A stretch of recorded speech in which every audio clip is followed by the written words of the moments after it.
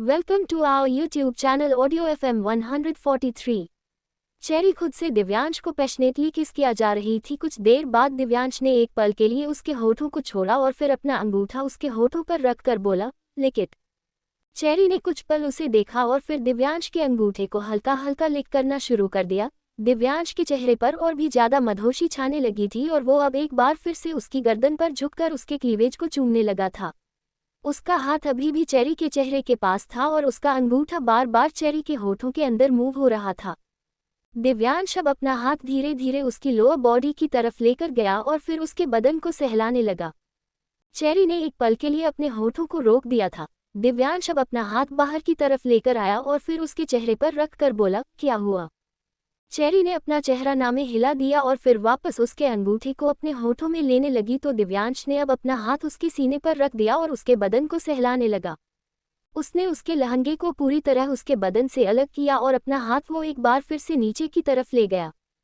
Cherry Divyansh की तरफ देखते हुए बोली, इससे कोई प्रॉब्लम तो नहीं होगी ना।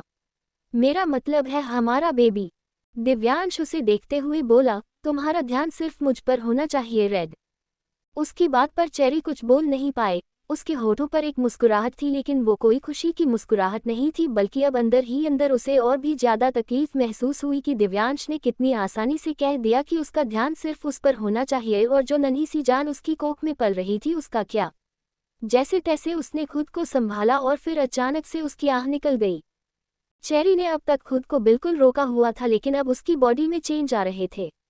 उसके पैर बिस्तर पर धंसने लगे थे और उसके हाथ भी बेडशीट को कसकर अपनी मुट्ठी में जकड़ने लगे थे।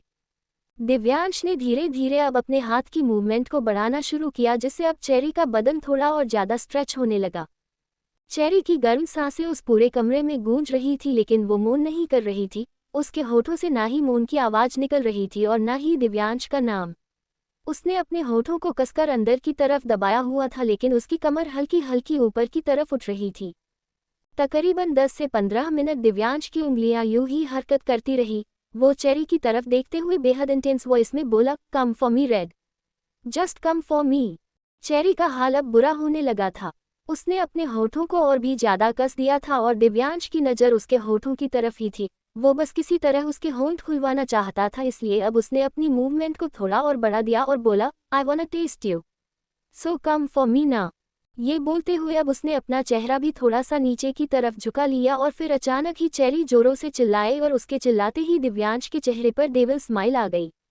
वो तुरंत चेरी की लोअर बॉडी पर झुक गया। रावत मेंशन, जहां एक तरफ दिव्यांश और चेरी अपने रूम में थे वहीं दूसरी तरफ धरा ध्रुवांश के रूम में आई जहां पर ध्रुवांश तो नहीं था लेकिन मिश्री सामने बेड पर बैठी हुई थी। मिश्री के बाबा ऑलरेडी वहां से जा चुके थे और उनके जाने के बाद ही धरा ने मिश्री का गृह प्रवेश करवाया था। जब दिव्यांश चेरी और ध्रुवांश मिश्री की शादी हो रही थी तो धरा के दिल में यही ख्याल आ रहा था कि वो अपनी दोनों बहुओं का गृह प्रवेश एक साथ करवाएगी लेकिन फिर चेरी तो मंडप में ही बेहोश हो गई थी जिसके बाद अब धरा ने सिर्फ मिश्री का ही गृह प्रवेश करवाया लेकिन वो गृह प्रवेश सिर्फ मिश्री का था, उसमें ध्रुवांश नहीं था और अब तक ध्रुवांश वापस नहीं आया था। धरा उसके पास आए और उसके सामने बैठकर बोली, क्या हुआ। मिश्री जो बिस्तर पर एक नई नवेली दुल्हन के गेटअप में बैठी थी वो धरा की तरफ देखते हुए बोली, मुझे डर लग रहा है स्ट्रॉबेरी। धरा ने तुरंत पूछा, किस बात का डर। मिश्री थोड़ा परेशान होते हुए बोली, मुझे ध्रुवांश से डर लग रहा है। उन्होंने बेशक मुझसे शादी तो कर ली लेकिन मुझे समझ में नहीं आ रहा इस शादी का फ्यूचर क्या ही होगा। मतलब ना तो मैं उनसे प्यार करती हूँ और ना ही ध्रुवांश मुझसे प्यार करते हैं, वो तो मुझे एक नज़र देखना भी नहीं चाहते। अभी वो बोल ही रही थी कि धरा ने उसका हाथ अपने हाथ में पकड़ लिया और बोली, तुम्हें मुझ पर यकीन है या नहीं। मिश्री कुछ बोल ही नहीं पाए, बस उसने अपनी पलकें हल्की से झपका दी थी। धरा एक बार फिर से बोली, मैं जानती हूँ मैं तुम्हारे साथ गलत कर रही हूँ। ध्रुवांश के अंदर बहुत सारी खामियां हैं, उसे बहुत सारी गलत आदतें लगी हुई है जिन्हें दूर करने की मैंने हर एक कोशिश कर ली लेकिन मैं उन आदतों को उससे दूर नहीं कर पाई। पर तुम्हें एक बात बताऊं, एक आदमी जिसकी शादी नहीं होती वो एक खुले सांड की तरह होता है जो कहीं भी वो करने चला जाता है लेकिन जब उसकी शादी हो जाती है ना और उसकी बीवी उसके सिर पर बैठकर तांडव करती है तो वो कहीं और जाना तो दूर की बात है, बिस्तर और सोफे पर भी किसी लाश की तरह बैठता है कि कहीं गलती से उसकी बीवी की नज़र उस पर चली गई और उसने ज़रा सी भी हलचल कर दी तो बीवी दोबारा तांडव न करने लगे। अगर तुम चाहोगी तो तुम उसे बदल भी सकती हो और उसे सुधार भी सकती हो और मुझे तुम पर पूरा यकीन है कि तुम ऐसा करोगी। ध्रुवांश दिल का बुरा नहीं है, बस उसकी आदतें बुरी है और तुम्हें उन्हीं आदतों को सुधारना है। हाँ जानती हूँ ये काम मुझे करना था लेकिन नहीं कर पाई, पर प्लीज़ मेरे लिए ही सही तुम ध्रुवांश को सुधार दो ना, मेरी तरफ से तुम्हें खुली इजाज़त है। बेशक से एक मोटा डंडा उठाओ और उसके पीछे पड़ जाओ, लेकिन उसे अकल लाकर रहना। उसकी बातों पर मिश्री हंसने लगी थी। धरा ने अब उसके गाल पर अपना हाथ रखा और मुस्कुराते हुए बोली, तुम्हें पता है, ये शादी तो बेशक से जल्दबाजी में हुई। सिचुएशन ही ऐसी हो गई थी कि हमें तुम दोनों की शादी करनी पड़ी, वरना लोग तुम्हारे बारे में भी बहुत तरह की बातें करते। विस्मयादिबोधक चिन्ह। ध्रुवांश का नाम तो पहले ही खराब है तो शायद उसे फर्क नहीं पड़ता, लेकिन अगर रावत मेंशन में आकर तुम्हारे ऊपर कोई उंगली उठाता तो ये हमारे लिए बहुत गलत होता। पर ऐसा नहीं है कि ये शादी हमारी तरफ से जल्दबाजी में लिया गया फैसला है, बल्कि ये फैसला तो हमने बहुत पहले ले लिया था। मिस्टर रावत को तुम ध्रुवांश के लिए हमेशा से पसंद थी। उसकी इस बात पर मिश्री के होश उड़ गए। धरा हल्का सा मुस्कुरा कर बोली, ये तो मुझे भी नहीं पता कि तुम्हें उन्होंने कैसे पसंद किया, क्यों पसंद किया, लेकिन हाँ, उनके इरादे मैंने तुम्हें बता दिए हैं। तो ऐसा मत सोचो कि ये शादी जल्दबाजी में हुई है, बस ये समझ लो कि ये शादी सोच समझकर की गई है और अब तुम्हें इस शादी को अपने पूरे दिल से निभाना है। एक बिगड़ा हुआ पति है तुम्हारा जिसकी अकल को तुम्हें ठिकाने लगाना है। उसकी बातों पर मिश्री मुस्कुरा रही थी। उसने भी धरा के हाथ पर अपना हाथ कर दिया और बोली, मुझे नहीं पता मैं आपकी उम्मीदों पर खरी उतर पाऊंगी या नहीं स्ट्रॉबेरी, लेकिन मैं अपनी तरफ से पूरी कोशिश करूंगी। ध्रुवांश को समझाना फिलहाल मेरे लिए बहुत मुश्किल है, लेकिन मैं उन्हें समझाने की भी कोशिश करूंगी और ये भी कोशिश करूंगी कि वो अपनी गलतियां रियलाइज करें। धरा हंसकर बोली, ये कि ना तुमने धरा रावत की बहू वाली बात। और अब तुम एक काम करो, मैं तुम्हारे लिए अभी खाना भिजवाऊंगी तो तुम वो खाना खा लेना और आराम से सो जाना, क्योंकि ध्रुवांश मुझे नहीं लगता रात को आने वाला है। जिस हिसाब से वो गया है कल सुबह से पहले तो वो शायद ही आएगा, तो तुम आराम से सोना। मिश्री ने अपना चेहरा हाँ में हिला दिया और धरा अब वहां से बाहर की तरफ आ गई। बाहर आकर उसने एक स्टाफ से मिश्री के लिए खाना उसके रूम में भिजवाने को कहा और फिर खुद वापस चेरी के रूम की तरफ आए, लेकिन जैसे ही वो दरवाजे पर आकर खड़ी हुई, उसे अंदर से कुछ अजीब सी आवाजें आई तो वो तुरंत वहां से चली गई। लेकिन उसे चेरी के लिए बुरा लग रहा था, क्योंकि फिलहाल चेरी इन सब चीजों के लिए ठीक नहीं थी। एक तो प्रेगनेंसी की न्यूज़ और ऊपर से वीकनेस की वजह से उसकी हालत बिल्कुल भी सही नहीं थी। ऐसे में ये सब करना उसके लिए सच में बहुत ज़्यादा मुश्किल होता, लेकिन अब इन सब चीज़ों के बीच वो भी नहीं बोल सकती थी, इसलिए वो चुपचाप अपने रूम में आ गई थी। जैसे ही वो रूम में आए, उसकी नज़र सामने व्योम पर गई जो सोफे पर बैठा था और उसके सामने उसकी अल्कोहल की बोतल और कुछ स्नैक्स वगैरह थे। पूरा रूम सिगरेट के धुएं से भरा हुआ था। आज तो व्योम भी अलग ही मूड में लग रहा था। रावत मेंशन। जैसे ही धरा रूम में आए, उसकी नज़र सामने व्योम पर गई जो सोफे पर बैठा था और उसके सामने उसकी अल्कोहल की बोतल और कुछ स्नैक्स वगैरह थे। पूरा रूम सिगरेट के धुएं से भरा हुआ था। आज तो व्योम भी अलग ही मूड में लग रहा था। धरा आगे की तरफ आए और बोली, कुछ तो शर्म कर लीजिए मिस्टर रावत, अब तो आपके दोनों बेटों की शादी हो गई है, अभी भी आप ऐसे घर पर ड्रिंक कर रहे हैं।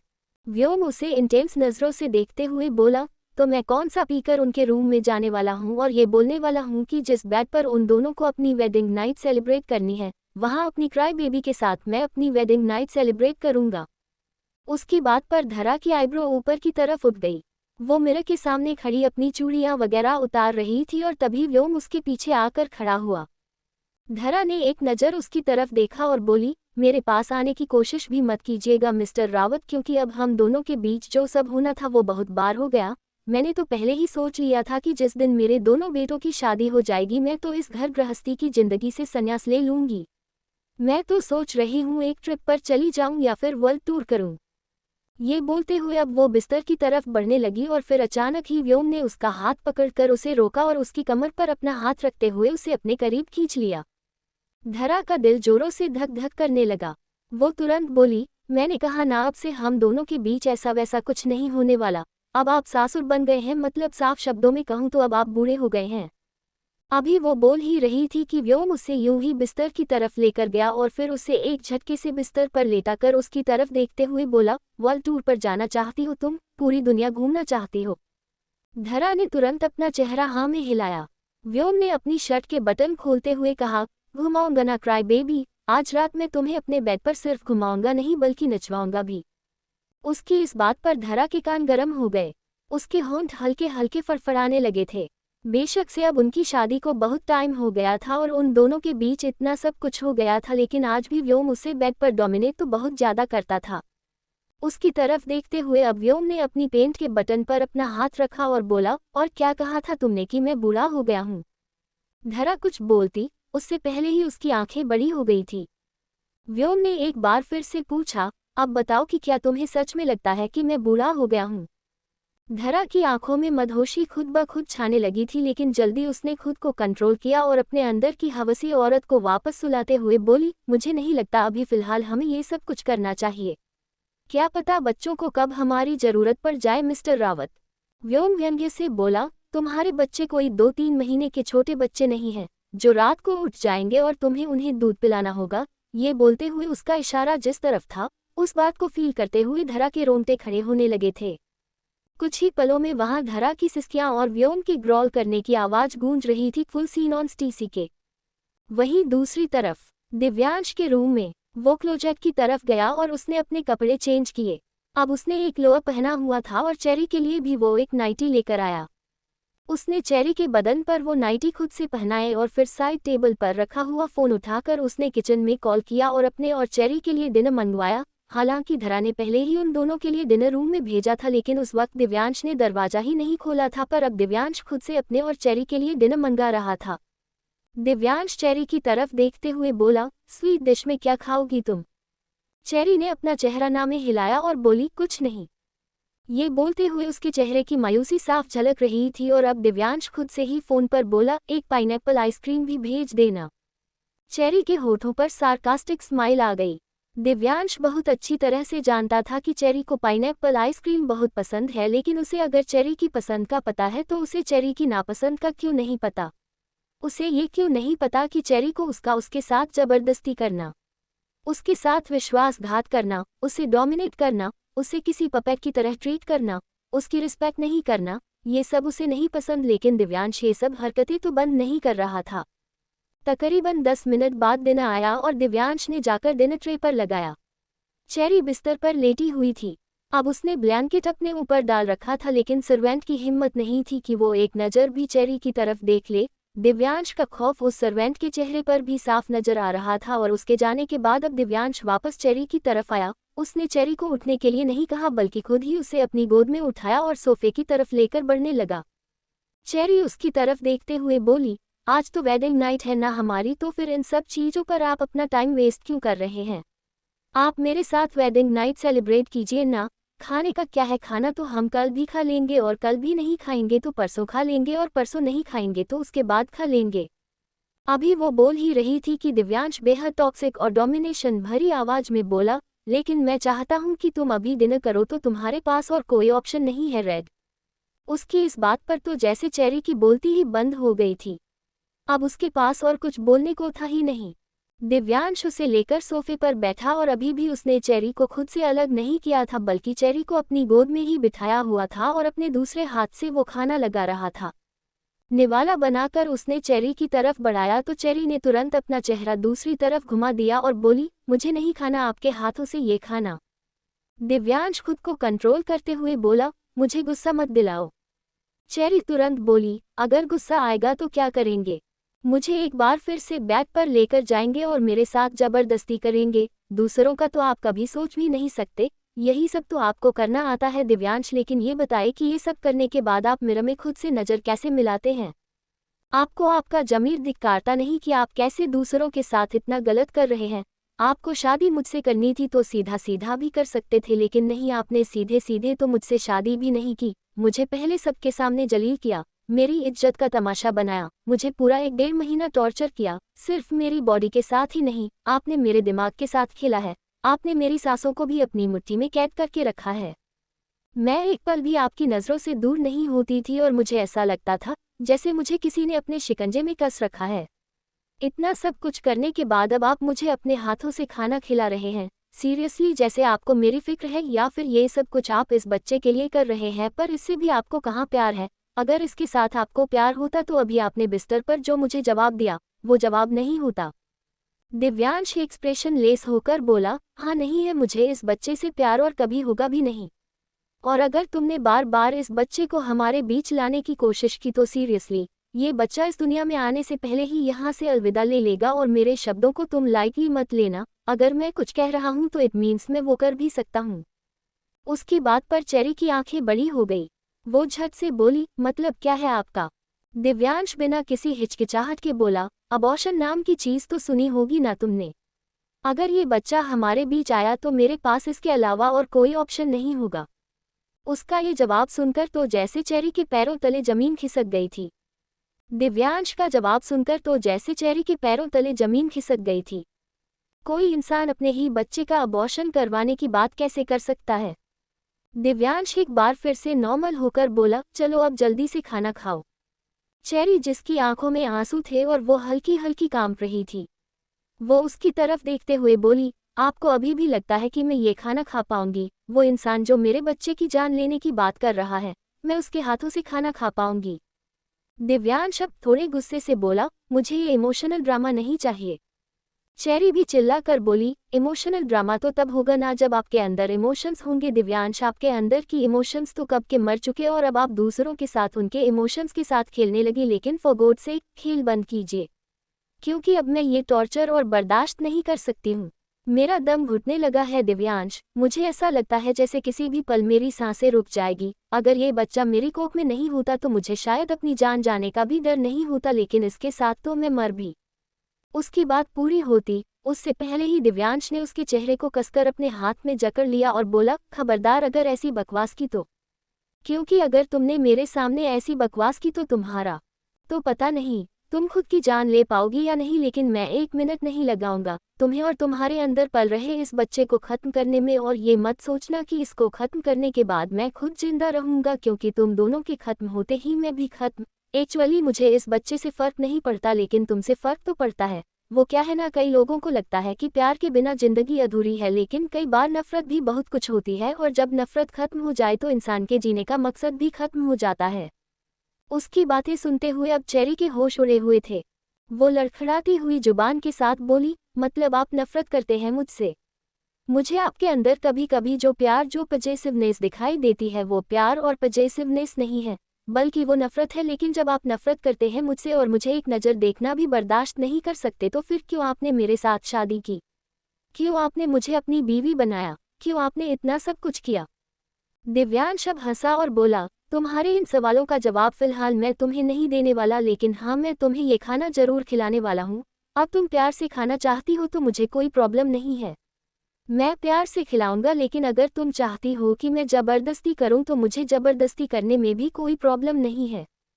चेरी उसकी तरफ देखते हुए बोली, क्या आप मुझसे नफरत इसलिए करते हैं क्योंकि आपको लगता है कि बचपन में मेरी वजह से स्ट्रॉबेरी आप पर ध्यान नहीं देती थी?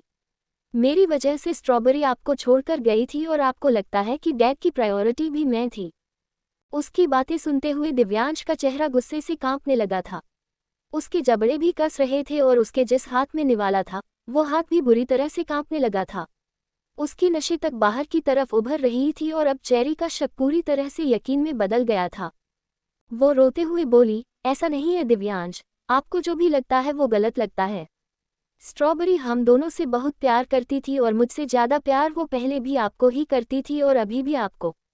अभी वो बोल ही रही थी कि दिव्यांश ने अब अपने हाथ में पकड़ा हुआ निवाला नीचे की तरफ फेंक दिया।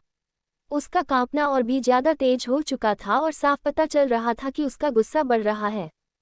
चेरी एक बार फिर से बोली, डैड की प्रायोरिटी पहले मैं होती थी, लेकिन जब आप हमारी जिंदगी में आए दिव्यांश तो सब कुछ चेंज हो गया था।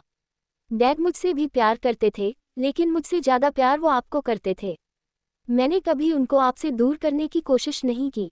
प्लीज़ मेरी बात का यकीन कीजिए दिव्यांश, मैंने कभी भी आपकी जगह नहीं लेनी चाहिए, बल्कि मैं तो आपके लिए सब कुछ छोड़कर चली गई थी।